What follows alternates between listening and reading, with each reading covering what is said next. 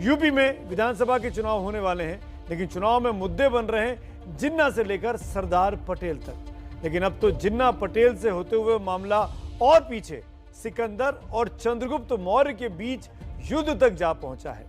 जी हां, सिकंदर और चंद्रगुप्त मौर्य के बीच युद्ध। देखिए यूपी के चुनाव में सिकंदर और चंद्रगुप्त पर मचे सियासी युद्ध पर मेरे सहयोगी पंकज झा की ये खास रिपोर्ट। एक समय वो था जब चंद्रगुप्त मौर्य का सामना यानी इतिहास कैसे विकृत किया जाता है। इतिहास ने अशोक को या फिर चंद्रगुप्त मौर्य को महान नहीं बोल बताया। चंद्रगुप्त मौर्य से जो हारा था वह सिकंदर को महान बता दिया। इतिहासकार इन सब मुद्दों पर मौन है।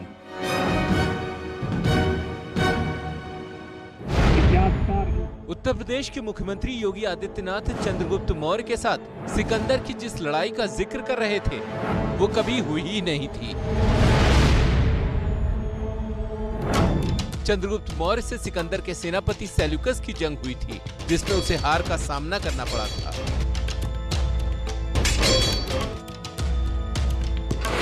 एक समय वो था जब चंद्रगुप्त मौर्य का सामना यानी इतिहास कैसे विकृत किया जाता है।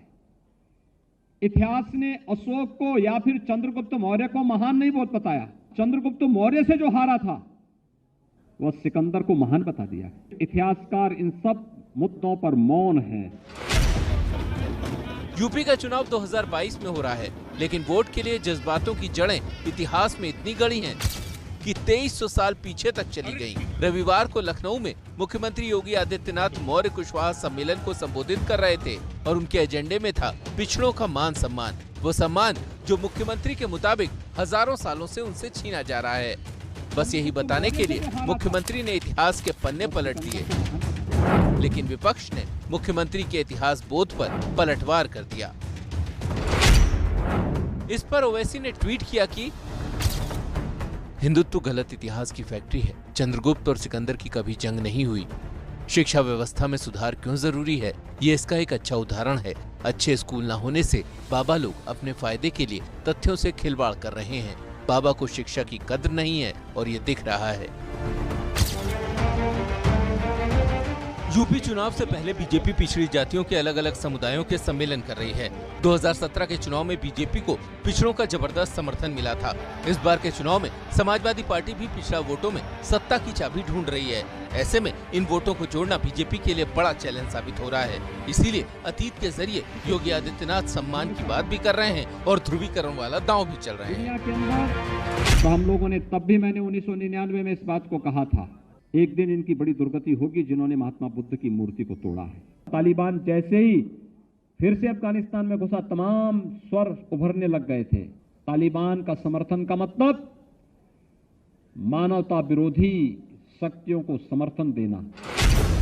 इतिहास के महानायक अतीत पर गर्व करने का मौका देते हैं, लेकिन चुनावी राजनीति में इनकी एंट्री इनके काम के चलते नहीं बल्कि इनके नाम के चलते होती है, क्योंकि इनकी जाति और धर्म से सधता है वोट का गणित। लखनऊ से पंकज झा की रिपोर्ट। इस सिकंदर की जो बात हो रही है ना, ये 2300 साल पुराना इतिहास है जो आज यूपी के चुनाव में सरगर्मी पैदा कर रहा है।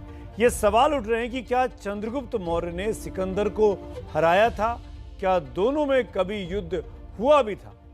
इतिहास के पन्ने बताते हैं कि चंद्रगुप्त मौर्य का सामना यूनानी आक्रमण से हुआ तो था, लेकिन सिकंदर के नहीं बल्कि सिकंदर के सेनापति सेल्यूकस से। सिकंदर का जन्म 356 ईसा पूर्व में हुआ। सिकंदर ने 30 साल की उम्र में 326 ईसा पूर्व में सिंधु के राजा पोरस से युद्ध किया था।